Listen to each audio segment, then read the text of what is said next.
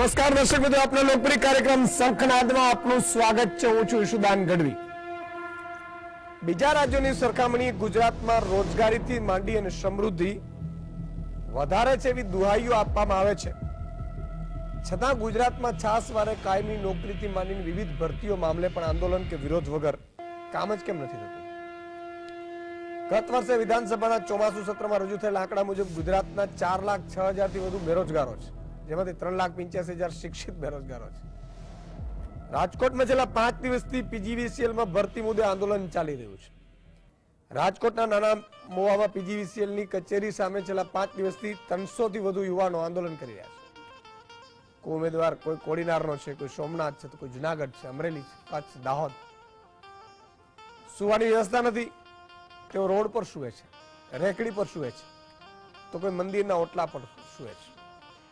રાતની કડકડતી ઠંડીમાં કેટલાક યુવાનો માત્ર એક પાતળી સાલ કે ચાદરના સહારે સૂતા દેખાય છે. ઠંડી કાતિલ છે, મચ્છરોનું સંકટ છે, પણ એટલું જ મોટું છે જોબનું સંકટ. તંત્ર કે સરકાર કોઈ તેમની સામે જોતું નથી. યુવાનોનું કહેવું છે કે અમે કેટલી મુશ્કેલીઓનો સામનો કરી રહ્યા છીએ એ અમારું મન જાણે છે. સરકાર અને તંત્ર ઊંઘમાં સૂતું છે, અમારા માટે કોઈ જાગતું નથી. 1 વર્ષ પહેલા જાન્યુઆરી 2023માં પરીક્ષા લેવાઈ હતી અને હવે કઠણાઈ એ છે કે આગામી 16 તારીખ સુધીમાં ભરતી પ્રક્રિયા પૂર્ણ નહીં થાય તો નિયમ મુજબ આખું મેરિટ લિસ્ટ આપોઆપ રદ થઈ જાય એવું ઉમેદવારોનું માનવું છે કે આરટીઆઈમાં ઇન્ફોર્મેશન આવી છે. પણ પીજીવીસીએલના અધિકારીઓ આરટીઆઈ ખોટું આપી છે એવું પાછી પીજીવીસીએલના અધિકારીઓ કહે છે. અને બીજી બાજુ સુરતમાં અડાજણમાં રત્ન કલાકારે આપઘાત કરી લીધો, કારણ કે ઘર ચલાવવાનું અઘરું બની ગયું. રત્ન કલાકાર પહેલા 30 થી 35,000 પગાર કમાતો હતો, પરંતુ મંદીના કારણે ઘણા મહિનાઓથી 15,000 પગાર કરી દેવાયો, જેના લઈને આર્થિક સંકડામણમાં આપઘાત કર્યો હોવાનું પરિવારનું માનવું છે. મિત્રો, રત્ન કલાકાર છેલ્લા 1 વર્ષમાં 60 થી આસપાસ રત્ન કલાકારોએ સુરતમાં આપઘાત કર્યા હોવાના કિસ્સાઓ સામે આવ્યા છે. મોટા ભાગના આર્થિક સંકડામણના કારણે છે. એક વાત એ નથી સમજાતી કે વારંવાર માણસ નિરાશ કેમ થઈ જાય છે રાજ્યમાં. મિત્રો, હું આપઘાત કરતા તમામ લોકોને મારી વિનંતી છે કે ક્યારે એવું પગલું નહીં લો. આજે દિવસ નબળો હશે તો કાલે મજબૂત થશે. ઈશ્વર ઉપર ભરોસો રાખો, માં ભગવતી ઉપર ભરોસો રાખો, તમારા ઈષ્ટદેવ ઉપર ભરોસો રાખો. વાત સાચી છે તમારી કે 15-20 હજાર છે. એમની જે રીતે ઇન્ફોર્મેશન આવી છે કે રત્ન કલાકાર મેહુલ ચૌહાણે હીરા ઉદ્યોગમાં કામ કરતા હતા. એમના પરિવારમાં પત્ની ને એક પુત્રી ને એક પુત્ર છે. અને વાત એવી છે કે દીકરીની ફી પણ ભરવાના ફાફા હતા. મિત્રો, ઘણા રત્ન કલાકારો મને, હું સુરત જાઉં ત્યારે પણ મળતા હોય, મેસેજો કરે વોટ્સએપ પર, ફેસબુક ઉપર, ઇન્સ્ટાગ્રામ ઉપર. ઈશુદાનભાઈ, રત્ન કલાકારો ઉપર એકવાર શંખનાદ કરો, બહુ પીડા થાય છે. અને મિત્રો, પીડા જેના ઉપર પડે છે ને એને ખબર છે, તકલીફ જેના ઉપર પડે છે એને ખબર છે.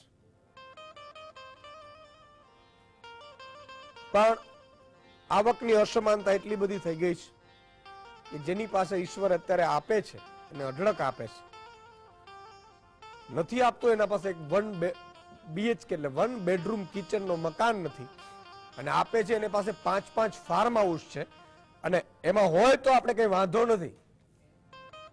પણ મોટા ભાગે ક્યાંક એ બૂચ મારીને કમાયો હોય અને એને સરકાર કોન્ટ્રાક્ટ ઉપર આપતી હોય, વિવિધ રીતે મદદ કરતી હોય, એવું બની શકે.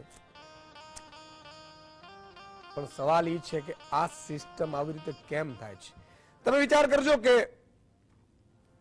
પીજીવીસીએલ ની ભરતી થઈ છે, એ જે યુવાનો છે એની સાથે પણ આપણે વાત કરીશું, અને એને આરટીઆઈ કરી કે ભાઈ આ ભરતી થઈ પછીનું શું એમ, કારણ કે અત્યારે મેરિટ લિસ્ટ છે. એવું કહે છે કે ભરતીમાં જગ્યા ખાલી છે, અને આ ભરતી હમણાં પાછી થોડા દિવસમાં એને વેઇટિંગ લિસ્ટ રદ થઈ જાય. એટલે આ લોકો બેઠા છે કે ભાઈ તો તમારે નવી ભરતી કરવી, ખાલી જગ્યા છે તમારે ભરી લ્યો ને. નહીં. અને સૌથી વધુ વાત એ છે, મને હમણાં સમાચાર મળે, પોલીસને મોકલે, જાઓ ભાઈ આ લોકો આંદોલન કરે છે, ઉપર નાખી દો એને. પોલીસ નું કામગીરી ખરેખર માત્ર નેતાઓની સુરક્ષા કરવા માટે નથી. આ જનતાનો એટલો ને એટલો અધિકાર છે, એ પણ એટલો ને એટલો ટેક્સ ચૂકવે છે. વિરોધ કરે છે, શાંતિથી વિરોધ કરે છે, કરવા દો ને. પણ મિત્રો, જ્યારે જ્યારે કોઈ પણ શાસક હોય એ કોઈ પણ રાજ્યમાં કન્ટિન્યુ શાસક, જ્યારે બાબા સાહેબે પણ કહ્યું હતું, વિન્સ્ટન ચર્ચિલ જેવા વ્યક્તિ, અંગ્રેજે એવું કહેલું કે સાહેબ અમે લૂંટીએ છીએ, એવું માનો છો તમે, વેપાર કરવા આવ્યા છીએ, લૂંટીએ છીએ, પણ તમારા ને તમારા જયારે લૂંટશે ત્યારે બચાવનાર કોઈ નહીં હોય. અને મજાની વાત એ છે એ વિન્સ્ટન ચર્ચિલના વાક્યો ધીરે ધીરે સાચા પડી રહ્યા છે. બે વાત મારે કેવી છે. એક, કોઈ આપઘાત ન કરો. પરિસ્થિતિ આજે નહીં તો કાલે સુધરશે, કાયમી કોઈ નથી. મિત્રો, એવો એલેક્ઝાન્ડર સિકંદર, એવો દબદબો હતો,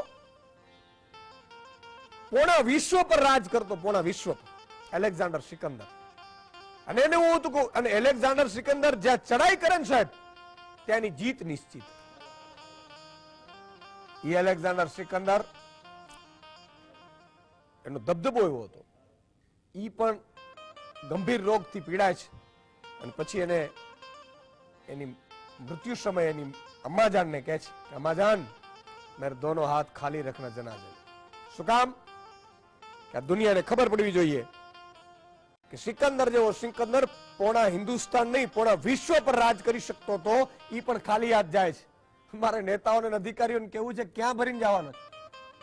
ઈશ્વરના બે વાક્યો મને બહુ ગમે છે, બે નિયમો. એક, સોય જેટલી વસ્તુ લઈ નથી જવાની, અને બીજું જવાનું છે એ નક્કી છે.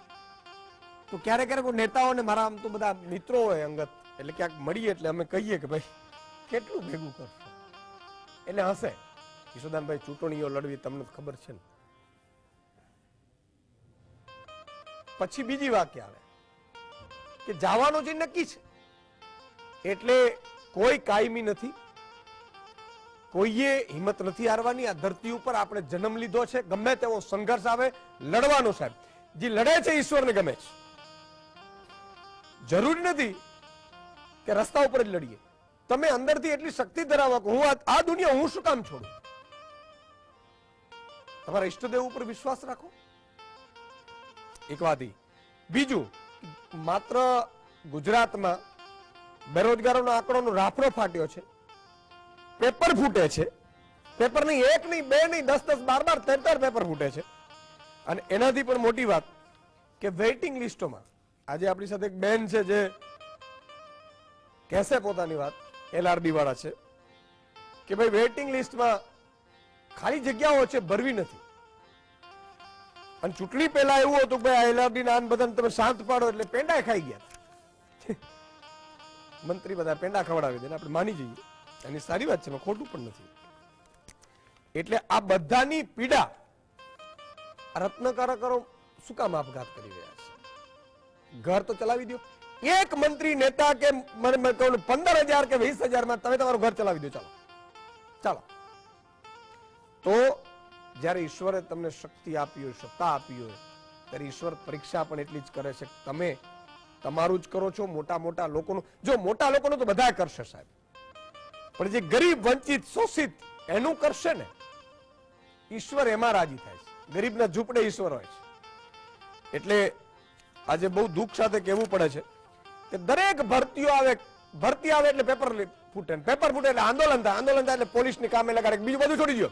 હત્યા થઈ રહી છે, છોડી દો, વાંધો નહીં. અપહરણ થઈ રહ્યા છે, કાંઈ વાંધો નહીં. રેપ થઈ રહ્યા, કાંઈ વાંધો નહીં. પણ તમે આંદોલન કોઈને ન કરવા દો. હાલો બરો, બધા લોકો આંદોલનમાં. પોલીસ આપણી ત્યાં જ ગોઠવાયેલી છે, આંદોલન ન કરવા જોઈએ, ઘરેથી ઉપાડી લે. કોઈ આંદોલન કરવાનું હોય તેને ડિટેન કરવા માટે રાત્રે 2 વાગે પહોંચી જાય. હવે 2 વાગે જશે, એ તપાસ કેમ કરશે? અને કેટલા કેસો સાહેબ એમને એમ પડ્યા રહે છે. શું કામ? પોલીસને આપણે બીજા કામમાં રાખી છે. એટલે આ તમામ મુદ્દા ઉપર ચર્ચા કરવા માટે આપણી સાથે મહાનુભાવ જોડાયા છે. પેલા સવાલ લઈ લો, મને ખબર છે તમે બધા રાહ જોતા હશો ત્યારે સવાલ લઈ લઈએ. ગુજરાતની સૌ પ્રથમ સરકારી શાળા ક્યાં શરૂ થઈ? એ ભાવનગર, બી આણંદ વિદ્યાનગર, સી સુરત, ડી ગાંધીનગર. તમારો જવાબ અમને વોટ્સઅપ કરો 70 16 31 13 12 ઉપર. તમારું નામ અને ગામનું નામ ખાસ લખવું. અને જતા દાડે મેં એવું વિચાર પણ કર્યું છે કે પછી તમને આપણા સાથે ફોટા પણ મંગાવીશું. છેલ્લે ફોટા સાથે કામ એટલે મજા આવે કે ટીવીમાં ભાઈ શંખનાદમાં ફોટા સાથે તમારું નામ આવે કે આ સાચા જવાબ આપનાર. તો ઘણા મારા ભાઈઓ હોય એવા કે ક્યાં કોક નજર ચડી જાય તો સગાઈ થઈ જાય. થોડો હળવા મૂડમાં કહું છું, કારણ કે મને ખબર છે હું ગામડે ફરું ને એટલે ગામ દીઠ સાહેબ બિચારા કુંવારાઓની સંખ્યા ખૂબ વધતી જાય, કારણ કે એક તો નોકરી ન મળે, ખેતીમાં બધું ધીરે ધીરે ખતમ થઈ રહ્યું છે, અને આપણે સ્વાભાવિક છે કે આર્થિક રીતે એ નબળા હોઈએ, અને તકલીફ એ છે કે ભાઈ શહેરમાં મારે દીકરી આપવી છે અથવા નોકરિયાતને આપવી છે. નોકરી તો શું છે, એક જણે એવું થયું હતું કે હું એક જગ્યાએ ગયો હતો કાર્યક્રમમાં હાજરી આપવા. તો મિત્રો હું જે વાત કરી રહ્યો છું, ફોન લગાડજો, આ પરિસ્થિતિ છે. હવે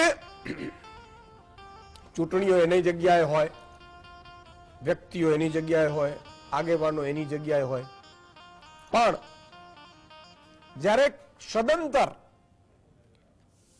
ડર ન રહીએ, નેતાઓ એક જ વાતથી ડરતા હોય અને એ હોય મતદાન, ચૂંટણી.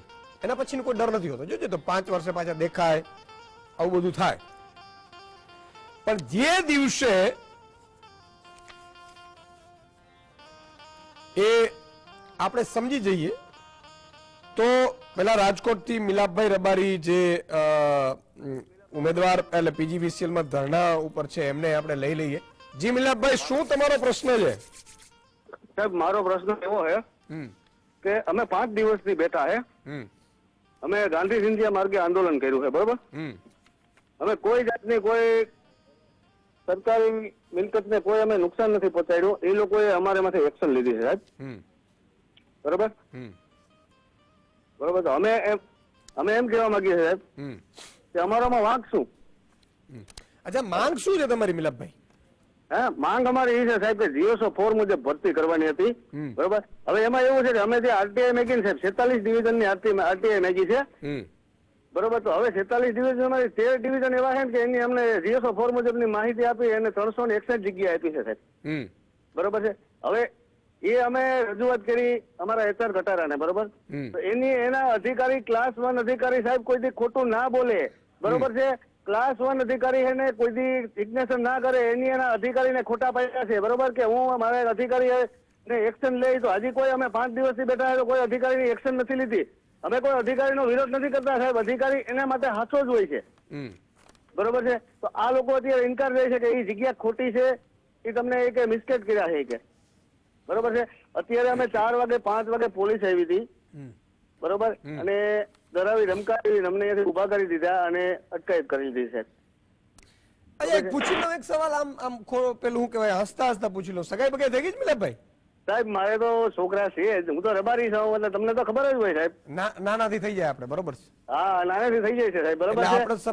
હું તમારો નાનો ભાઈ છું, એવી જ વાત કરું છું સાહેબ તમને. બિલકુલ, બહુ સાચી વાત છે. તો કેટલા યુવાનો છે કે જે લોકો આ ભરતી માટે બેઠા છે? સાહેબ 6097 વિદ્યાર્થી છે અત્યારે.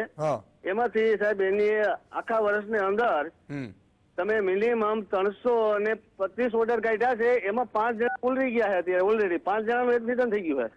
ઓહો, બરોબર છે? હવે એ 5 જણાની જિંદગી તો ગઈ જ છે ને સાહેબ. એમાં તમને હું ચર્ચા એવી કરું છું કે VS માં લગ્યા પછી એનો કોઈ બેનિફિટ નથી કે એને કોઈ એલાઉન્સ નથી થતું, બરોબર છે? તો એની જિંદગી તો ગઈ જ છે ને સાહેબ, બરોબર? હા, તો હવે એના માટે તમે શું કરશો? આ લોકો તમે પોલીસ તો સરકારની હોય ને એને ઉપાડીને તમને મને લાગે છે નાખી દીધા હશે ક્યાંક. અત્યારે અટકાયત કરી લીધી છે અને અત્યારે બધા પાછા આવી ગયા છે, બરોબર છે? અને હું અત્યારે જ તમને એ માટે કીધું હતું કે ભાઈ મારી રિક્વેસ્ટ સાંભળો, હું રબારીભાઈ બોલું છું, અને સાહેબ મારી રિક્વેસ્ટ સાંભળશે એ મને વિશ્વાસ હતો સાહેબ. બિલકુલ, કારણ કે આમાં શું છે કે ફોન તમે સ્વાભાવિક છે સાંભળશું, કોઈ સવાલ જ નથી. ઈશુદાનભાઈ તો ફોરએવર આ ગુજરાતની જનતા માટે છે, અને પણ બેઝિકલી જે વસ્તુ છે, ખૂબ ખૂબ આભાર મિલાપભાઈ. કીડા છે ને, જો આ હશે સામાન્ય પરિવારમાં, આ કોઈ કલેક્ટરનો દીકરો નહીં હોય. હું કોઈનો વિરોધી નથી, મને કલેક્ટર, મંત્રી, મુખ્યમંત્રી કોઈનો હું વિરોધી નથી ભાઈ. આપણે શું કામ, પણ સિસ્ટમમાં જે ગડબડ થઈ રહ્યો હોય અને ઈ તમે જુઓ ન બોલી શકો ને સાહેબ, તો એવી માયકાંગલી જિંદગી છે ને, નકામી છે. ધક્કા ખાવા માટે જિંદગીમાં નથી આવ્યા. હવે આ ગરીબ પરિવારમાંથી માન લો કે આઈએસ નો દીકરો તો પહેલા તો આ પરીક્ષા જ ન આપે, આઈપીએસ નો રાજેશભાઈ ન આપે. શું કામ આપે ભાઈ? મંત્રી નો દીકરો ન આપે. તમે જુઓ પેપર જેટલા પણ લીક થાય, એક અંદાજ છે. 2014 ચીફ ઓફિસર નો લીક થયું, તલાટી પરીક્ષા 16 માં લીક થઈ, ટાટ નો 2018 નો લીક થયું, 2018 ના મુખ્ય સેવિકાનું, નાયબ ચીટનીસની 2018 બિન સચિવાલય કાર્ગો હેડ ક્લાર્કની, વિદ્યુત સહાયકની, સબ એડિટરની, વનરક્ષકની, જુનિયર ક્લાર્કની, આ બધા લીક પેપર થયા. આમાં કોઈ પણ મંત્રીનો દીકરો નથી હોતો, મુખ્યમંત્રી દીકરો નથી હોતો, પ્રધાનમંત્રી દીકરા નથી હોતા, મોટા સાંસદો, ધારાસભ્યોના દીકરા નથી હોતા જનરલ, કે આઈએસ આઈપીએસ ના દીકરા નથી હોતા. અને આખા કાનૂન છે ઈ નક્કી કરે છે. આખા આઈપીએસ અને આઈએસ છે ઈ બજેટ નક્કી કરે છે, ક્યાં કેટલી ભરતીઓ કરાવી મંત્રીઓ નક્કી કરે છે. અને એટલા માટે, કારણ કે પોતાના છે નહીં. તમે જુઓ સરકારી સ્કૂલો ક્યાંય સારી નહીં હોય વધારે પડતી, શું કામ ખબર છે? એને પોતાના નથી હોતા. એટલે આ બધી વાત છે. તો ચારે ચાર મહાનુભાવો પાસે આવું. જીનલબેન, પહેલા તમારી પાસે આવવા માંગુ, તમારી શું પીડા છે? સર, હું 2018-19 ની એલઆરડી વેટિંગ 20% વેટિંગ લિસ્ટની ઉમેદવાર છું. સાહેબ, અમારી જોડે તો બહુ અન્યાય થઈ ગયો. શરૂઆત ત્યાંથી કરીશ કે 2022માં હર્ષ સંઘવી સાહેબે 10%ના બદલે 20% વેટિંગ લિસ્ટ ઓપરેટ કરવાની જાહેરાત કરીને 20% પૂરેપૂરું આપીશું, અમારા પોલીસ બેડામાં જગ્યા છે, એ રીતે એમણે વાત કરી. પછી અમારા લોકોને જુલાઈ મહિનામાં અમારી દસ્તાવેજ ચકાસણી થઈ. એ પછી બી અમને બધી જગ્યાએ દરેક જિલ્લામાં અલગ અલગ બહેનો, અલગ અલગ ભાઈઓ દસ્તાવેજ ચકાસણી કરી આવ્યા. તો એવું જ કહેવામાં આવ્યું કે જગ્યા છે, તમને બધાને લઈ લેવામાં આવશે. તો અમને તો એવી જ આશા હોય કે ભાઈ 18-19માં પરીક્ષા પાસ કરીને બેઠા છીએ, ચાલો માતાજી ભગવાનની દયાથી અમારું વેઇટિંગ લિસ્ટમાં નામ આવી ગયું, હવે નોકરી પાકી છે. પણ પછી થાય છે એવું કે અમે પૂછતાછ કરાવીએ છીએ તો કે ના ભાઈ, હવે વેઇટિંગ લિસ્ટ બંધ થઈ ગયું, તમને લેવામાં નહીં આવે, જગ્યા ખાલી નથી, આ તે એવી રીતે ગલ્લા તલ્લા કરવા માંડ્યા. પછી અમે લોકોએ સચિવાલય રજૂઆત કરવા ગયા, ત્યાં કોઈ અમારું સાંભળે નહીં.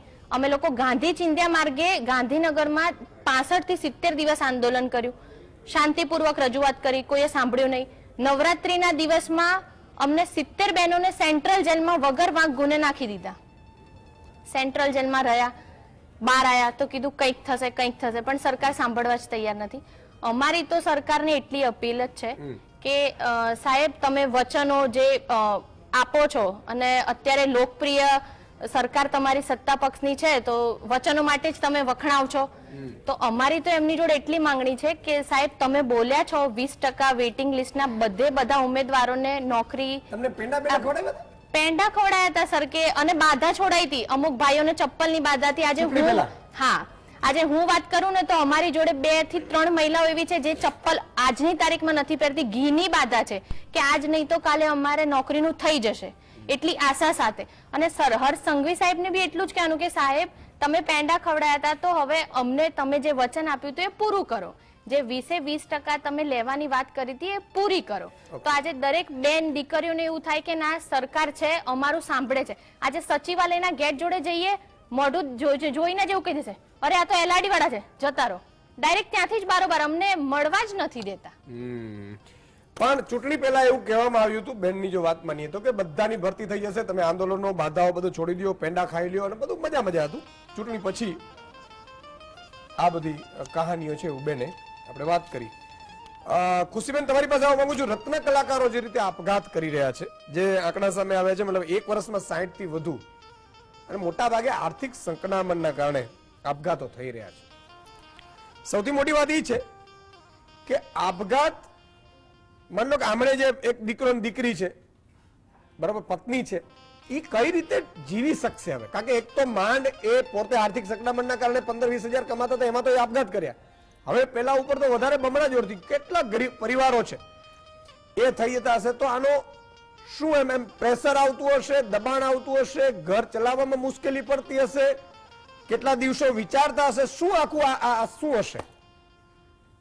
सबसे पहले तो आप किसी भी समस्या का समाधान सुसाइड या आत्महत्या बिल्कुल नहीं है कि आप अगर परेशानी, आज किसके जीवन में परेशानी नहीं है। मान लीजिए कोई व्यक्ति है, उसे फाइनेंशियल क्राइसिस में आज हर व्यक्ति जूझ रहा है, क्योंकि जिस तरह से महंगाई बढ़ रही है, हमारे सामने दूसरे चैलेंजेस हैं, एजुकेशन है, घर परिवार चलाने के लिए जो 1000 तरह की मशक्कत होती है दिन भर में। लेकिन सुसाइड कर लेना और सुसाइड के बाद में जो व्यक्ति इस तरह के विचार रखता है, वो ये नहीं सोचता कि सुसाइड करने से वो अकेला सुसाइड नहीं कर रहा, उसके पीछे पूरी फैमिली एक तरह से आपघात के तरफ चली जाती है। उसके पीछे से उसने ये नहीं सोचता व्यक्ति कि उसके परिवार का क्या होगा, उसके बच्चों का क्या होगा। तो कमाने के जरिए आप, हमारे देश में इतने सारे स्किल्स हैं, लेकिन सिर्फ और सिर्फ आप एक चीज के पीछे पड़े रहेंगे और फिर दूसरे जरिए नहीं देखेंगे और आत्महत्या कर लेना ये सॉल्यूशन मैं बिल्कुल ही मानूंगी। क्योंकि इस तरह से सोशल मीडिया पर ये चीजें अगर आप वायरल होते हुए देखेंगे, पहले के जमाने में भी लोगों को चैलेंजेस आते थे, पहले के जमाने में भी लोगों को परेशानियां आती थी, लेकिन लोग मैनेज करना जानते थे। इस समय पे आज ज्यादातर लोगों को अपनी मेंटल जो परिस्थिति है उस पर नियंत्रण करना बेहद जरूरी है। क्योंकि आप छोटी से छोटी, आज हमारे बच्चे सुसाइड कर लेते हैं क्योंकि वो एग्जाम से डर जाते हैं। महिलाएं अपने घर के बहुत सारे समस्याओं को लेकर, आज घरेलू समस्याओं को लेकर सुसाइड कर लेते हैं। आज फाइनेंशियल क्राइसिस आता है तो हम सुसाइड कर लेते हैं। तो ये शायद हमने एक ट्रेंड बना दिया है सुसाइड का। तो आज हमें डॉक्टर्स की ज्यादा जरूरत है। हमें मेंटल जो हमारी परिस्थिति है, अगर हमारे घर में हम किसी भी व्यक्ति को, फैमिली मेंबर को जो काम कर रहा है, उस फैमिली के लिए कमाता है, उससे बात करने में, उसके रहन सहन में किसी भी तरह के कोई चेंजेस आ रहे हैं, वो व्यक्ति अपने हाव भाव से थोड़ा अलग दिखता है, तो पूरी फैमिली का एक कर्तव्य बनता है कि उस व्यक्ति से बात की जाए। क्योंकि आज हमारे पास इतना समय नहीं होता है कि हम अपने फैमिली मेंबर्स में चेंजेस आते हैं, क्योंकि एक दिन का ये डिसीजन नहीं होता है। वो व्यक्ति काफी समय से, एक लंबे समय से बहुत सारी चीजों से जूझ रहा होता है। बहुत सारी चीजें होती हैं जो फैमिली इग्नोर करती है, देख नहीं पाती है, या फिर उनके पास उतना वक्त नहीं होता है कि वो देख सके। तो ये धीरे धीरे करके लिया हुआ डिसीजन होता है। सडनली तो कोई व्यक्ति, आज मुझे अगर कोई फाइनेंशियल प्रॉब्लम आई और मैंने तुरंत सुसाइड कर लिया, ये पॉसिबल नहीं है।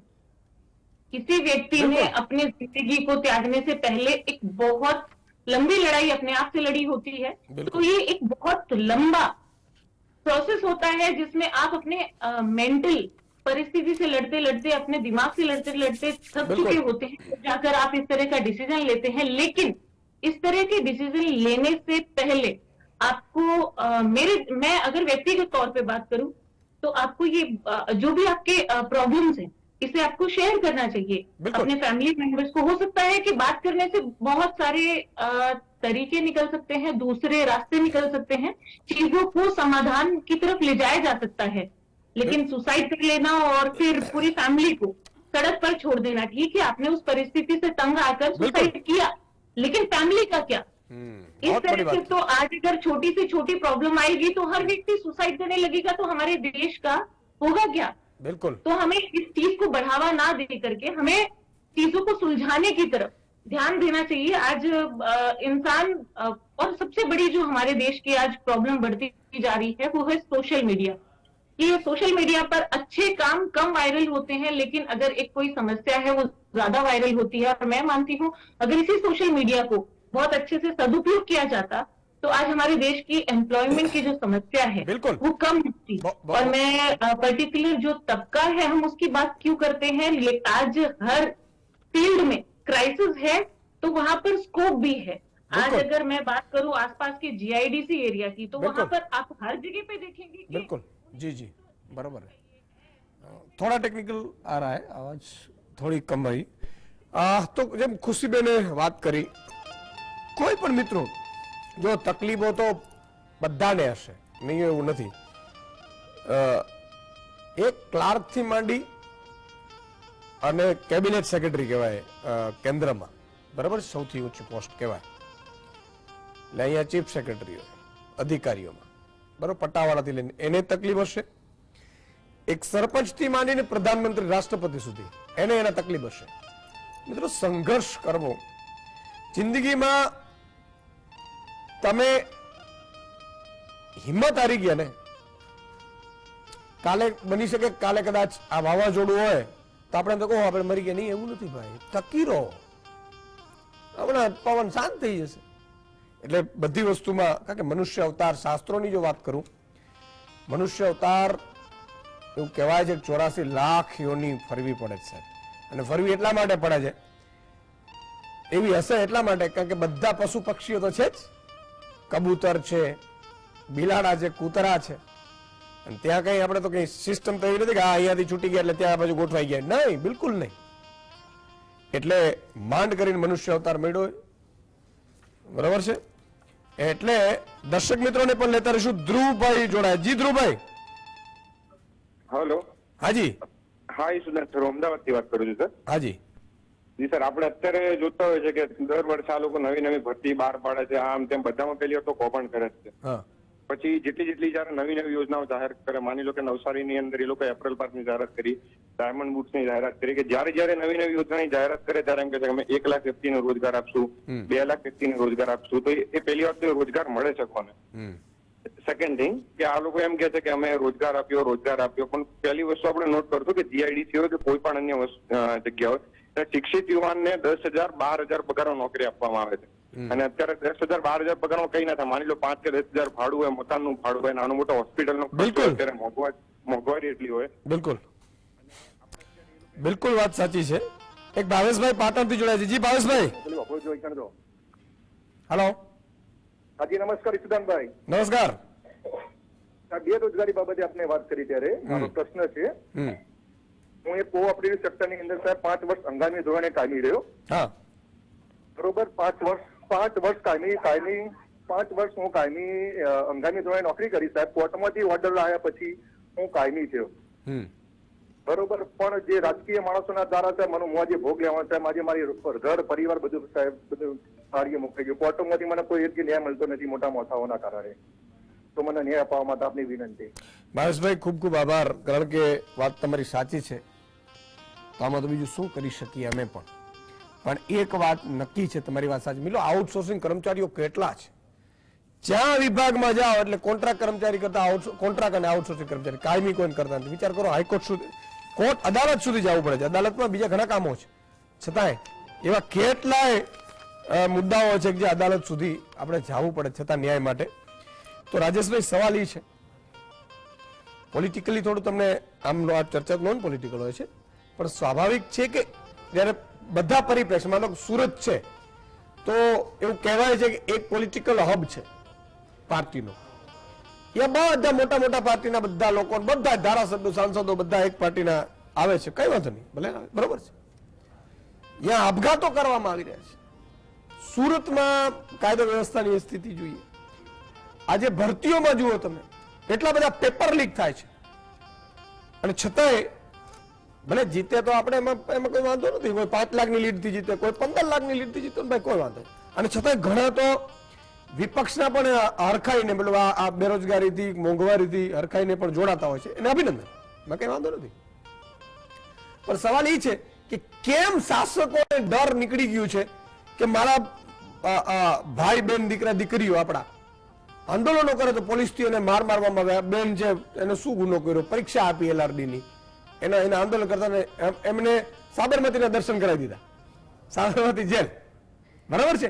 એક દીકરી સાબરમતી જેલમાં જાય સાહેબ, અને એ એના હક માટે, ભાઈ ચલો પકડો એને, કઈ વાંધો નહીં, ડિટેન કરી પાછું ઘરે બેસા દો, પણ બેનને સાબરમતી જેલમાં મોકલી દો છો તમે. સુદાનભાઈ, અહીંયા જે વિષય ચર્ચાઈ રહ્યો છે એ ખૂબ જ એક તો સંવેદનશીલ વિષય છે, અને અહીંયા વારંવાર એક શબ્દનો પ્રયોગ કરવામાં આવે છે કે ફલાણા વ્યક્તિએ એની આર્થિક સંકળામણના કારણે આત્મહત્યા કરી. પણ હું એવું સમજુ છું કે આ સિસ્ટમ દ્વારા થયેલી હત્યાઓ છે. એટલા માટે છે કે આજે સંઘર્ષ આપણે જોઈ રહ્યા છે એનો, નોકરી માટેનો કે પરિવાર ચલાવવા માટેનો, આર્થિક રીતે સંપન્ન થવા માટેનો, એ સંઘર્ષની શરૂઆત આ સિસ્ટમ ક્યારથી કરાવે છે? તો સૌથી પહેલો તો બાળકને તમે એડમિશન અપાવો છો ત્યારથી મા બાપનો સંઘર્ષ શરૂ થાય છે. એ સંઘર્ષને પેલો છોકરો જોતો જાય છે, એને એક માનસિક એના ઉપર એક એ દબાણ ત્યાંથી જ ઊભું થઈ જાય છે કે મારા મા બાપે મને પેટે પાટા બાંધી અને આ શિક્ષણની અંદર મૂક્યો છે, એટલે જ્યારે હું શિક્ષણ મારું પૂરું કરું ત્યારે સૌથી પહેલી મારી જવાબદારી એ છે કે મારા મા બાપનું ઋણ છે એ હું અદા કરું. ત્યાંથી પહેલું જ માનસિક જે પ્રેશર છે ત્યાં બને છે. ભણી ગણીને બહાર નીકળે છે, બહાર નીકળ્યા પછી સિસ્ટમની અંદર જોવે છે કે હવે તો મારે ડિગ્રી લઈને આ ઝાંપેથી પેલા ઝાંપે, જેમ મારી બેને એમની વાત કરી એવી અસંખ્ય ઘટનાઓ આપણે જોઈ. ભરતીઓ માટેના કાર્યક્રમો જોયા, લોકો એસટીઓમાં ભરીને આવ્યા હોય અને એના પછી જે છે એ લીલા તોરણ એમને પાછા મોકલી દીધા હોય માત્ર એસટી બસનું ભાડું આપીને. તમે વિચાર કરો કે આ સિસ્ટમની અંદર વ્યક્તિઓ ભણવાથી માંડીને ભણ્યા પછી ડિગ્રીના આધારે નોકરી મેળવવા માટેનો સંઘર્ષ કરતા કરતા જ્યારે થાકી જાય અને માણસ છે ને એ પોતાની ભૂખ સહન કરી શકે પણ પોતાના પરિવારની, પોતાના બાળકોની જે ભૂખ છે એ સહન કરી શકતો નથી. આપણે ભૂખ્યા ભરેલા પેટે અહીંયા બેસી અને બધી વાતો કરીએ એ બરાબર છે, પણ એની જે માનસિક પરિસ્થિતિની અંદરથી એ પસાર થતો હોય. બીજી વાત આપણે એવી ચાલી કે ભાઈ જેની પાસે એવું નથી કે સરકારી નોકરીઓ જ લેવી જોઈએ, તમારી પાસે સ્કિલ ડેવલપમેન્ટ એક નવો શબ્દ આવ્યો, બરાબર, તો સ્કિલના આધાર ઉપર જે અત્યારે તમે ડાયમંડ વર્કરની વાત કરી રહ્યા છો એની સ્કિલના આધાર ઉપર એ કદાચ 10મું કે 12મું ભણ્યો હશે, કદાચ 4 ચોપડી પણ ભણ્યો હશે, પણ એની પાસે એક હાથમાં હુનર હતો અને હુનરના કારણે એનું ઘર ચલાવતો હતો. હવે ઉદ્યોગની અંદર મંદી આવે છે, કોઈ પણ જગ્યાએ તેજી આવે તો તમે યશ લેતા હોય તો મંદીનો અબજસ જે છે એ પણ તમારી નીતિને જતો હોય. એ સવાલ એ છે કે સિસ્ટમ એ તો બધાને ધક્કે ચડાવે, ધક્કે ચડાયા પછી જયારે આપણે કે એક સંઘર્ષ કરવો જોઈએ, સંઘર્ષ કર્યો બેને.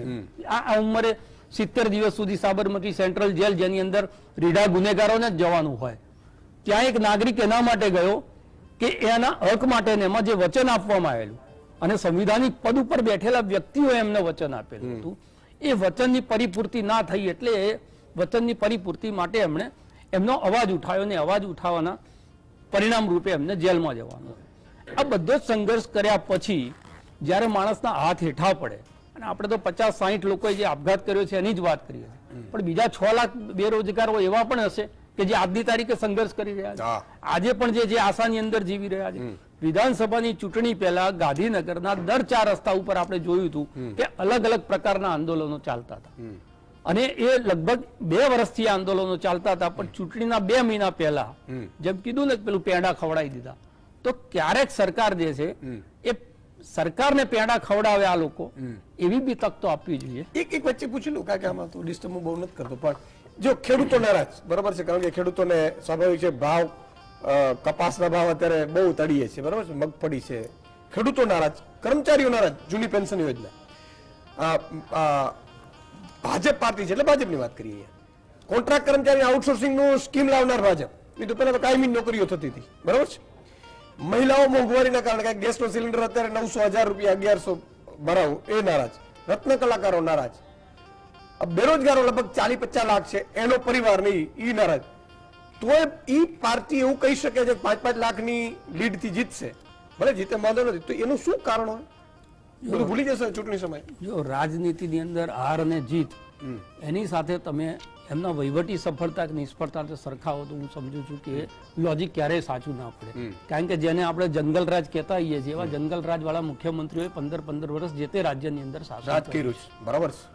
આપણા દેશના લોકતાંત્રિક જે સિસ્ટમ છે એની અંદર અબ્દુલ વહાબ, અબ્દુલ લતીફ શેખ 5 વોર્ડમાંથી ચૂંટણી જીતે છે ને એ ચૂંટણી લડે છે ને જીતી જાય, અને ટિયાન સેશન જેવો ઇલેક્શનનો સુધારા કરનારો વ્યક્તિ જે છે એ ચૂંટણી હારી જાય.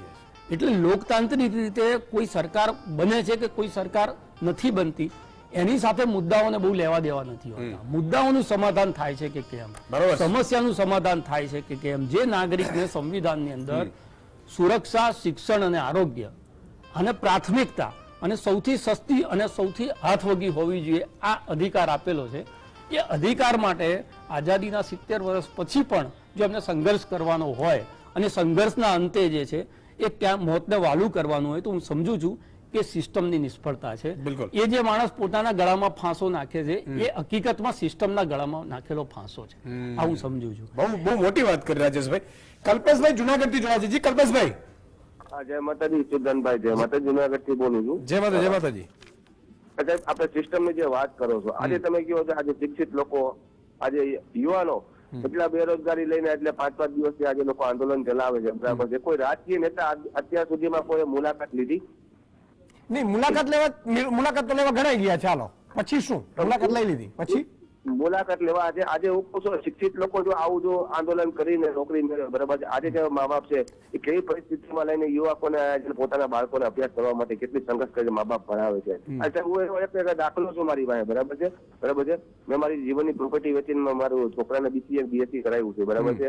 આજે તો મને એમ અફસોસ થાય છે કે એટલું જો શિક્ષિત લોકો જો આવી રીતે આંદોલન કરીને આવી મગજમારી કરીને જો નોકરી હાટું આવું થાય તો મને એમ છે કે મારી પ્રોપર્ટી ગુમાવીને એટલો છોકરાને ભણાવ્યો, મને અફસોસ થાય આજની તારીખની અંદર. ખરેખર આજે પંકજભાઈ, માન લો કે એનો તમને ઉકેલ શું લાગે, શું કરવું જોઈએ આમાં? શું કરવું જોઈએ? મારો એક 100% હું તમને એક ચેલેન્જ આપું છું કે કોઈ પણ તમે સરકારી યોજનાનો લાભ લો, એમાંથી 40% લોકો બેકાર લોકો થઈ જાય છે, હક નથી એનો. એનો ઉકેલ શું? PM કિસાન છે, પછી BPL કાર્ડ નું છે. આજે કોઈ પણ તમે જોવો તો જે હકદાર નથી ને આજે લાખો નહીં, હું શું કહું છું, માન લો તમે એમ કહો છો તમારા દીકરાને ભણાવ્યા હતા, અફસોસ થાય, પણ તમે ઉકેલ શું માનો છો? આનો ઉકેલ શું? ઉકેલ છે કે સરકારે જાગૃત થવું જોઈએ હરેક વસ્તુ. નહીં, સરકાર જાગૃત થવી જોઈએ કે આપણે જાગૃત થવું જોઈએ?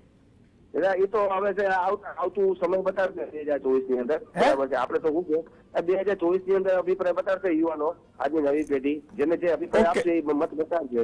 ઓકે કલ્પેશભાઈ, ખૂબ ખૂબ આભાર. મુદ્દો એ જ છે મિત્રો કે જો હું જાદુગર હોઉં અને હું તમને એમ જાદુ કરાવતો જાઉં, તમે મારી તાળીઓ પાડતા જાઓ, મને બિલકુલ વાંધો નથી, મારું તો ઘર ચાલતું હોય. આ એક સિમ્પલ વસ્તુ છે. આમાં જો દરેકને ઘણી હજી બધી, રાજેશભાઈ, ઘણી બધી કન્ફ્યુઝન છે, એને કહી દઉં મિત્રો. હું કોઈ પોલિટિકલી વાત નથી કરવા માંગતો. આ પંજાબ હોય, દિલ્હી હોય, રાજસ્થાન હોય કે ગુજરાત હોય, તમે જે સિસ્ટમમાં સામે તકલીફ પડી એ દિવસે તમે ચૂંટણીના દિવસે મતદાન કરવાનું નક્કી કરી લો. તમે જેને કરવું એ જ તમારો એકમાત્ર ઈલાજ છે. બાકી મેં ઘણા જોયા છે કેટલાય હાઈકોર્ટ સુધી જાય અને ચૂંટણીનો દિવસ આવે ત્યારે મતદાન કરવા ન નીકળે. તમને જે દિવસે ચુકાદો આપવાનો તમારે છે એ દિવસે તમે ઘરે બેસો છો. આનો દરેકનો એક જ ઈલાજ છે. આપણી પાસે 5 વર્ષે આવતી ચૂંટણી, એના સિવાય આપણી પાસે કોઈ ઓપ્શન નથી. માનો ઘણા એવું કીધું રાજકીય આગળ આવો છે, હાલા જઈએ આવ્યા, માનો કે આમાં યુવરાજસિંહ જઈ આવ્યા, બીજા જઈ આવ્યા, ત્રીજા જઈ, પણ એનાથી શું થાય? સિસ્ટમમાં આજે ઈશુદાન ગઢવી છે, પહેલા 2500 પાડતો હતો, આજે પણ ફરીથી 2500 પાડવા માટે હું રેડી છું. એનો ઉકેલ શું? ઉકેલ એ છે કે તમે જે દિવસે જ્યારે સારા વ્યક્તિઓને ચૂંટશો, મને ખેડૂતો છે, ભાવ નથી મળતા, ખેડૂતોએ સાંસદને રજૂઆત કરવી જોઈએ. 26 સાંસદ છે ભાજપના, જેની 26 સાંસદ ત્યાં કેન્દ્રમાં જઈને કે ભાઈ કપાસ છે પૂરતા ભાવે ખરીદી લેવું પડે સરકારે. જરૂર જ નથી, પણ આપણે જાગૃતતા નથી. વસ્તુ એ છે. અજયબેન, તમારી પાસે આવવા માંગીશ, કારણ કે ઘણો સમય એટલા માટે કે આ ખૂબ ખુલ્લા દિલે વાતચીત થતી હોય એટલે સ્વાભાવિક છે પૂરતો સમય મળે. લોકો વિચારતા હોય મતલબ કે આપઘાત કરવાનું આપણે કહીએ છીએ બિલકુલ ના કરવું જોઈએ. એ પહેલા એ બિચારા સિસ્ટમની સામે અથવા તો પીડા થતી હશે, બરાબર છે, કેવા કેવા વિચારો આવતા હશે. અને આ આખું જ્યારે છેલ્લી ઘડીએ જ્યારે એ કાંઈ ટીંગાતો હોય, કાંઈ દવા પી લેતો હોય, ત્યારે એક્સ્ટ્રીમ લેવલ શું વિચારતા હશે? ઓકે, તો જે અત્યારે આપણી જે પરિસ્થિતિની વાત ચાલે છે કે જે આપઘાત કરવા સુધી પહોંચે એ ડિપ્રેશનનો કે હતાશાનો એક કારણ છે. ને હતાશા કઈ એક દિવસમાં ઊભી થતી બીમારી નથી, જે માનસિક રોગ તરીકે લેવાય છે, માનસિક પરિસ્થિતિ તરીકે લેવાય છે. એનો એક બેરોજગારી કે અનએમ્પ્લોયમેન્ટ એનું એક બહુ મોટું કારણ છે, પણ એ એક જ કારણ નથી. જે રીતે સાહેબે અત્યારે જ કીધું કે ભાઈ એ બાળક સ્કૂલે જાય છે ત્યારથી એના પેરેન્ટ્સને એ સ્ટ્રગલ કરતા જુએ છે કે મારા મા બાપે મારી માટે કેટલી તકલીફ લીધી અને એ તકલીફ પૂરતું મારે એમને પાછો આગળ ચૂકવણી આપવાની છે. એ જે સ્ટ્રેસ છે એ બાળપણથી એના મગજમાં ભરાતો જાય છે. એ સ્ટ્રેસ ધીરે ધીરે ધીરે ધીરે વધતું જ જાય છે કે ભાઈ મેં અહીંયા કર્યું. અને નિષ્ફળતા જે હતાશાનું મેઇન કારણ છે કે એને બેરોજગારી છે, પણ એ બેરોજગારી સાથે એને શું નથી મળતું, એ ક્યાંય અચીવ નથી કરી શકતો, એ ક્યાંય પહોંચી નથી શકતો. અને બીજા ઉપરાંત એને થપેડાઓ મળે છે કે ભાઈ તું આવું નથી કરી શકતો. એને જાણ કરવામાં આવે છે કે તારામાં તો કદાચ આવડત જ નથી, જે એના મનોબળને અસર કરી જાય છે. અને જે રીતે ખુશીબેને વાત કરી હતી કે જ્યારે માણસ સુસાઇડ કરે છે કે એ જ્યારે સુસાઇડ કમિટ કરવાની વિચારણા કરે છે ત્યારે એને કેમ વિચાર નથી આવતો કે મારી પાછળ હું મારા પરિવારનું કેમ નથી જોતો, પણ એને એ પીડા સહન કરવાની ક્ષમતા જ નથી રહી. એનું મન એટલું બધું નબળું થઈ ગયું છે કે એને આના સિવાય બીજો કોઈ રસ્તો ઉપજતો જ નથી, અને ત્યારે આ વસ્તુ બને છે. અને હતાશાનું એક કારણ જે બેરોજગારી છે, જે આપણે સિસ્ટમની સાથે કે જે બી આપણે કરતા હોઈએ, બેરોજગારીનું એક કારણ મારે પોતાનું ગિવઅપ કરી દેવું બી છે કે હું આગળ હવે પરિસ્થિતિના સાથે જૂંઝવાની મારામાં તાકાત નથી એટલે હું આને જવા દઉં છું. ધારો કે જો આ પરિસ્થિતિ ના હોત તો અત્યાર સુધી જેટલા બી લોકો અનએમ્પ્લોયડ છે કે જે લોકો પાસે રોજગાર નથી, એ બધાએ આ જ તબક્કો લીધો હોત. પણ આની અંદર એક કારણ પોતાનું એક મંતવ્ય છે, પોતાનું મન છે, અને એની સાથે બધું મળી અને જ્યારે છેલ્લા હું ગિવઅપ કરી દઉં છું કે ભાઈ હવે મારામાં આ ક્ષમતા નથી, એ આ સુસાઇડ માટેનું કારણ બનતું હોય છે.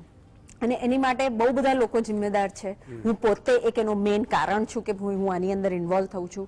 મારા ઘરના સંજોગો છે, મારા પરિવારના સંજોગો છે, મારા સમાજના સંજોગો છે.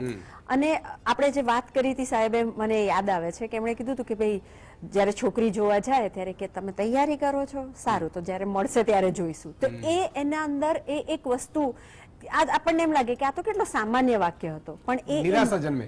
જી, એને એ નિરાશા એની અંદરથી ઉપજે છે કે ભાઈ અચ્છા મને તો હું કમાઈ નથી શકતો તો બરાબર છે, પણ હું લગ્ન બી નથી કરી શકતો. એટલે હું મારા ઘરવાળાઓને કે મારી જાતને કોઈ સુખ આપવા માટેની મારામાં ક્ષમતા જ નથી. અને જ્યારે એ થાય છે, અને ભૂખની એક આપણે વાત કરી કે જે માણસ મિનિમમ કમાતો હોય છે કે જે એની નોકરીની રાહ જુએ છે, એ ક્યાંક ને ક્યાંક બીજેથી થોડું કંઈક ઉપજાવતો હોય છે, પણ એને એમ લાગે કે આનાથી હું જેટલી મારી ક્ષમતા છે હું નથી કરી શકતો, અને એ ક્ષમતાના કારણે એને જે પોતાનો સેલ્ફ એસ્ટીમ જે લો થતો જાય છે, એ કારણથી એ ડિપ્રેશન તરફ વળવાની વાત છે. બિલકુલ. અને સાહેબ ખાલી એક સેન્ટેન્સ કે જે તમે કીધું ને કે એ વખતે જ્યારે એ દોરીથી લટકતો હોય છે ત્યારે ખાલી એવું જ વિચારતો હોય છે મારી બધી તકલીફોનો એન્ડ, હવે મારે આગળ કાંઈ લેવું દેવું નથી. આના સિવાયના મગજમાં બીજો કોઈ વિચાર ચાલતો નથી. બિલકુલ. મિત્રો, આમ તો જન્મો જન્મનું તો આપણે ખબર નથી, ભીષ્મ પિતાને એવા બધાને ખબર હતી, પણ હું જ્યાં સુધી શાસ્ત્રોને સમજું છું અને પર્સનલી માનું છું, ધ્યાન કરશો તો ઘણા બધા પ્રોબ્લેમ તમારા સોલ્વ થશે. એના ઉપર પણ આપણે સંકનાત કરીશું, પણ તમે ત્યાંથી છૂટતા નથી. બીજો કારણ કે ત્યાં પાછું પેકેજ નથી કે આલો ગોઠવાઈ ગયા, બરોબર છે, એવી આપણે ખબર નથી. એટલે એ પીડા શરીર છૂટે છે, આત્મા નથી છૂટતી. આત્મા અમર છે અને આત્મા બીજો શરીર ધારણ કરે છે. પીડા તમારે ભોગવવાની હોય છે, એટલે ક્યારે આવું બધું વિચાર કરતા નહીં, એવું મારું માનવું છે. ભરતભાઈ વિસનગરથી જોડા. જી ભરતભાઈ. નમસ્તે. નમસ્તે. હા, હવે સાહેબ સીપીએડ વ્યાયામની શિક્ષકની ભરતી સાહેબ 2009 કરેલી. હા. આજ સુધી સાહેબ ભરતી નથી કરેલી. બે દિવસ સાહેબ રાતે ઊંઘવાનું મને પોતાનું એને પપ્પા હું બોલું, અને એક સાહેબ મને પણ ઊંઘ નહીં આવતી કે ભરતી સાહેબ એક પોઈન્ટ માટે રહી જઈ. વાહ, એ જ પીડા છે. ખૂબ ખૂબ આભાર ભરતભાઈ. જો આપણે જયારે સિસ્ટમ સામે લડતા હોઈએ ને ત્યારે આપણામાં એટલી તાવ 5-25 લોકોને ખાલી જાગૃત કરીએ. ઘણા લોકો તો બિચારા બેરોજગાર હોય રાજેશભાઈ, અને એ જ બેરોજગાર હોય એનો બેરોજગારોનો ફાયદો જે તે પોલિટિકલ પાર્ટી લે કે ભાઈ તો ટ્વીટ કરજે, કોમેન્ટો કરજે તો તું મારી સોશિયલ મીડિયામાં આવી જાય, એટલે બિચારો મિસ્ટેક થાય. ઉદાહરણ મળ્યું, રાજસ્થાનની અંદર ડર દેખાયો તો 500 રૂપિયામાં ગેસ સિલિન્ડર મળે છે. અહીંયા ડર નથી દેખાયો, મધ્યપ્રદેશમાં બહેનોને મળે છે.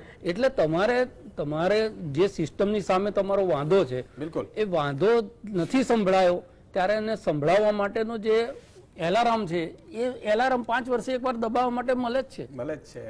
બહુ સાચી વાત છે. હવે 1.5-2 મિનિટનો ટર્ન છે, તો ખુશીબેન તમારી પાસે ફરીથી આવવા માંગીશ કે આનો ઉકેલ શું, મતલબ કે આપઘાત છે એના આ બધાનો उकेल શું? सबसे पहले तो जो हमारा आज का पूरा डिबेट हम लोगों ने एक तरफ कर दिया है गवर्नमेंट एम्प्लॉयमेंट की तरफ. मान लीजिए 100 लोगों की भर्ती है, लेकिन फॉर्म्स तो लाखों भरे जाते हैं, तो 100 लोगों की भर्ती में भर्ती तो 100 लोगों को होना है, लेकिन जो रेस्ट रह गए हैं उनका क्या? तो हमेशा हमारी लाइफ में प्लान बी होना ही चाहिए. हम एक पर्टिकुलर चीज को लेकर के बैठे रहेंगे और फिर हम ये सुसाइड के बारे में डिबेट करेंगे, सुसाइड के बारे में बात करेंगे, ये किसी की गलती नहीं, ये गलतियां हमसे शुरू होती है। वाई वी हम लोग कभी भी अपनी लाइफ में प्लान बी को प्लान क्यों नहीं करते हैं? क्या एक बी ही है? चीज पर फोकस, सॉरी, प्लान बी क्या है आपकी वजह से?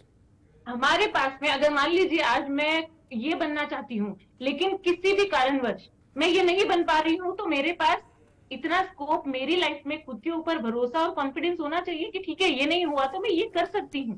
आज अगर मैं किचन में बहुत अच्छा नहीं, वो खाना तो ये हमारी नहीं तरफ से हो गया बना सकती हूँ, खुशी बहन, वो तो हमें, Sorry? खुशी जी वो तो हमारी तरफ से हो गया, चलो सब तो इतने कॉन्फिडेंस नहीं होते।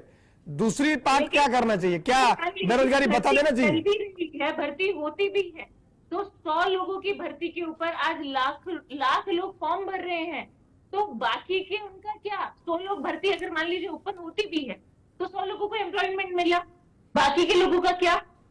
क्या हम सिर्फ उन 100 लिमिटेड सीटों के लिए बैठे रहेंगे और उन 100 चीजों के ऊपर वो करके और फिर हम ये हताश होकर बैठ जाएंगे और फिर सुसाइड की तरफ चले जाएंगे और ऐसे विचार हमारे दिमाग में आने लगेंगे? तो सुसाइड इस चीज का कोई सॉल्यूशन नहीं है।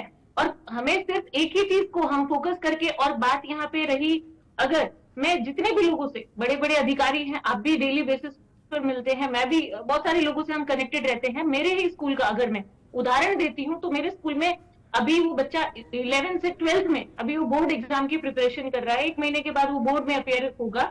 वो लाइव एग्जाम्पल है मेरे सामने, डेली बेसिस पर वो एक साड़ी की दुकान पर काम करता है, वहीं पे किताब ले जाकर पढ़ रहा है, उसके पेरेंट्स नहीं है, माँ और बाप दोनों नहीं है, वो खुद ही कमा रहा है और उसी दुकान पे सो जाता है। तो हमारी लाइफ में ऐसे एग्जाम्पल्स भी हैं, पॉजिटिव एस्पेक्ट्स भी हैं सोचने के लिए। बिल्कुल। खुद की फीस के लिए कभी भी उसने कभी ये रिग्रेट नहीं किया कि मैं फीस नहीं दे सकता।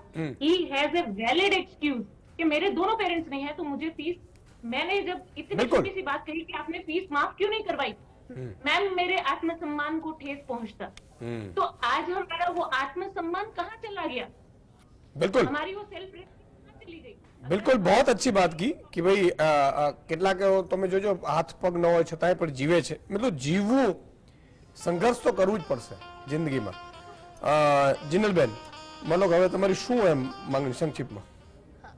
મારે તો જે સત્તા પક્ષની સરકાર છે એમને એટલું જ કહેવું છે કે જે તમે બોલ્યા છો એ 20% વેઇટિંગ લિસ્ટ પૂરું કરો, બધા બેન દીકરીઓને તમે ફરી પેંડા ખવડાવો ને ફરી બધાને બીજી નોકરી તૈયારીઓ કરો છો કે નથી કરતા? હા, તૈયારી ચાલુ છે સર। એમાં પાછા આવી જાવ એવી શુભકામનાઓ। Thank you.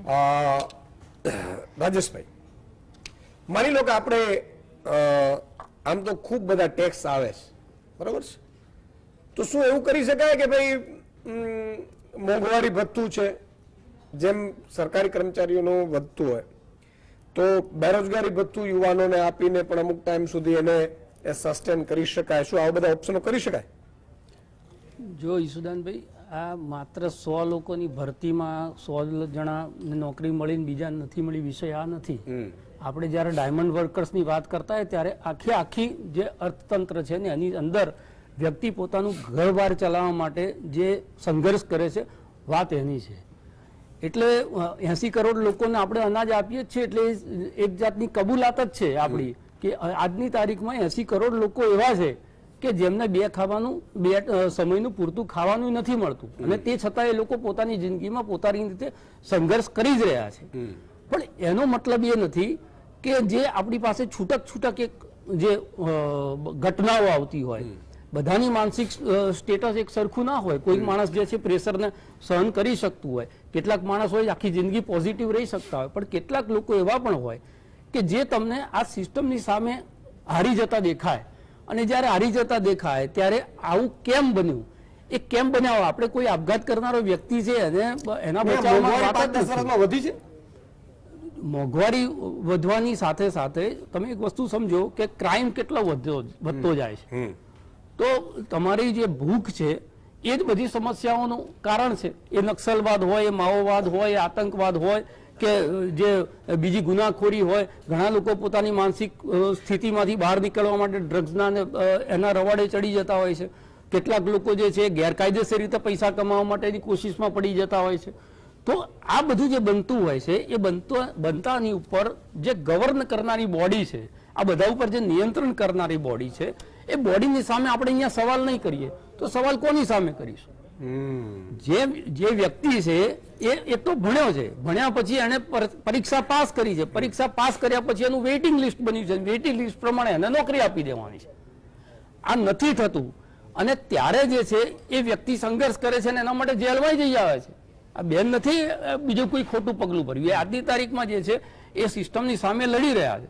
પણ આ લડાઈની અંદર જે લોકો હારી જાય છે એ એક પણ વ્યક્તિ હોય, કારણ કે દેશનું જે સંવિધાન નાગરિકોના હાથમાં લોકોનું લોકો માટે અને લોકો વડે ચાલતું લોકતંત્ર હોય ત્યારે લોકોનો અવાજ જે છે એ મર્યા પછી પણ જો આપણે ના પહોંચાડીએ એટલા સંવેદનશીલ થઈ જતા હોઈએ તો હું સમજુ છું કે આપણા પોતાના ઉપર પણ એક ક્વેશ્ચન માર્ક છે. ઓકે, અજબબેન, શું ઉકેલ શું? ઉકેલની જ્યારે આપણે વાત કરીએ તો આ એક એવી પરિસ્થિતિ છે અથવા હું એવું કહી શકું કે એવો પ્રોબ્લેમ છે જે જ્યારથી મનુષ્યનું સર્જન થયું છે ત્યારથી ચાલતો આવ્યો છે. અમુક રીતે અમુક દ્રષ્ટિએ આપણે આની માટે જવાબદાર છે, આપણા સંજોગો અમુક દ્રષ્ટિએ જવાબદાર છે. સંજોગો માટે આપણે બધા મળીને કંઈક કરી શકીએ એવી ઈચ્છા ધરાવીએ છીએ અને પોતાની માટે જાતે જ જેટલું આપણે કામદારી કરી શકીએ એ વધારે જરૂરી છે. એટલે જે રીતે કીધું ને કે બધાની માનસિક પરિસ્થિતિ એવી ના હોય કે જે જિંદગીભર પોઝિટિવ રહી શકે, પણ એને આપણે કેવી રીતે પોઝિટિવ કરીએ અને સારી રીતે એ લોકોને મદદરૂપ થઈ શકીએ એની ઉપર આપણે થોડું ધ્યાન દોરવાની જરૂર છે. આમ તો સમય પૂરો થઈ ગયો છે પણ રાજેશભાઈ, તમને પોલિટિકલી મારા સવાલ થોડો પોલિટિકલ એટલા માટે સમજવાની કોશિશ કરવી છે, મને સમજાતું નથી. એટલે આ માની લો કે રૂપિયો છે 10 વર્ષ પહેલા 62 હતો, અત્યારે 82, 83, 84 પહોંચ્યો. પેટ્રોલ ડીઝલ 60 થી અત્યારે 92, 93 પહોંચ્યો છે અને દેવું છે 156 લાખ કરોડમાંથી 205 લાખ કરોડ થયું. ઘણી બધી સંપત્તિઓ વેચાણી છે. બીજી બાજુ મોંઘવારી વધી છે. મતલબ ગેસનો સિલિન્ડર આજ શાસક પક્ષ જયારે વિપક્ષમાં હતું ત્યારે 400 નો વિરોધ કરતું હતું, અત્યારે મારી ત્રણેય બહેનો છે એને 1100 રૂપિયા 1000 રૂપિયા લેવું પડે. રાજસ્થાનમાં વાત અલગ છે કે મને એ થયું. તો છતાંય ઘણા વિપક્ષ નેતાઓ આ એટલે કેમ કરીને આમ જોડાતા, શું એમ એટલે બધું ઘણી બધી બીજી સફળતાઓ હશે દેખાતી હશે એવું છે. જો એ વ્યક્તિગત પ્રશ્ન આવે ને એટલે પોતાનો સ્વાર્થ સમાજનું હિત અને તમારું વ્યક્તિગત હિત, ઓકે, આ બંનેની વચ્ચે તમે જ્યારે તમારા વ્યક્તિગત હિતને પસંદ કરતા હોય ત્યારે એ વિચારે છે કે હવે મારું રાજકીય ભવિષ્ય અહીંયા આગળ જે છે એ બહુ સારું નથી દેખાતું, તો હવે અને મોટા ભાગે જનારા લોકો સત્તા પક્ષે જતા હોય. હા, એ નહીં, સત્તા પક્ષમાં જાય તો માનો કે ઈ એટલો પાવરફુલ હશે કે જે લોકો વિરોધ કરતા હશે કે પરેશાન થતા હશે, ખેડૂત એના કહેવાથી મત આપી દેતા હશે, એટલે એવું છે. એવું બનતું નથી હોતું, પણ સત્તા પક્ષે જવાથી જે સત્તાના બાય પ્રોડક્ટ જે લાભ મળતા હોય છે, અચ્છા, એ લાભ એટલે પોતાનું ઘર ચાલવાની વાત છે. ઓકે ઓકે, સમાજની અંદર શું થાય છે કે સોસાયટીની અંદર શું થાય છે, કારણ કે જ્યારે તમે રાજનીતિમાં જાઓ છો ને, બિલકુલ, ત્યારે તમે તમારા પરિવારનું ચિંતા છેલ્લે કરો છો, પહેલા તમારા સમાજની ચિંતા. બિલકુલ. તો તમે એ ચિંતા છોડી અને જ્યારે તમે બીજે બાજુ જતા હોય ત્યારે હું સમજુ છું કે વ્યક્તિગત હિત સાધવા માટે લોકો કરતા હોય, જ્યારે વ્યક્તિગત હિત મોટું થઈ જાય ત્યારે સ્વાભાવિક છે બીજા બધા હિત છે એ ગૌણ થઈ જાય. ઓકે, અને પછી સમાજના નામે મારા સમાજની એવી લાગણી છે. ખૂબ ખૂબ આભાર ચારે ચાર મહાનુભાવો, ખુશીબેન, રાજેશભાઈ, અજબબેન અને જીનલબેન, ચારે ચારનો ખૂબ ખૂબ આભાર. જવાબ લઈ લઈએ મિત્રો. ગુજરાતની સૌપ્રથમ સરકારી શાળા ક્યાં શરૂ થઈ? જવાબ છે સુરત અને સાચો જવાબ આપનાર છે નાગરાજભાઈ વાડા, ફુલસર અમરેલી, જીવાભાઈ ઠાકોર સિકરિયા પાટણ, રતિલાલભાઈ ચાવડા ઘેલાસા બરવાડા, જીતુભાઈ કાપડિયા રાજકોટ અને અશ્વિન વાડોલિયા જામ ખંભાળિયા. 5 તમારા 5 આમ તો ઘણા બધા સાચા જવાબ આપ્યા છે પણ આ 5 લોકો સિલેક્ટ થયા છે. આવતીકાલે ફરીથી એક નવા વિષય સાથે મળીશું અને આ શુક્રવારે ધર્મનો સબ્જેક્ટ છે, કારણ કે આપણે ધર્મ ને સંસ્કૃતિ 2-3 દિવસ આપણે મુદ્દા ઉઠાવીશું જેથી કરીને તમારો અવાજ બની શકાય અને એમાં કોઈ વ્યક્તિગત આપણે કોઈને દ્વેષ કે ભાવના નથી, માત્ર ને માત્ર સિસ્ટમમાં 2% સુધારો થાય એવો આપણો આશય છે જે પહેલે પણ રહ્યો છે. બીજું છે એકાદ ઇન્ફોર્મેટિવ કરીએ છીએ આપણે સંક્રાંત, અને એક દર શુક્રવારે આપણે ધર્મ અને સંસ્કૃતિ ઉપર કરીએ છીએ. તો ધર્મ ઉપર કયો મુદ્દો લેવો એ પણ તમે વોટ્સઅપ આ નંબર ઉપર કરી શકશો, ફેસબુક કે ઇન્સ્ટામાં કે ટ્વિટર ઉપર પણ તમે મોકલી શકો છો, જેથી કરીને કયા સબ્જેક્ટ ઉપર આપણે ધર્મનું કરી શકીએ તો તમારી લાગણી જે હોય એ મોકલજો. આજે બસ આટલું જ. આવતીકાલે ફરીથી મળીશું. જય હિન્દ, જય ભારત.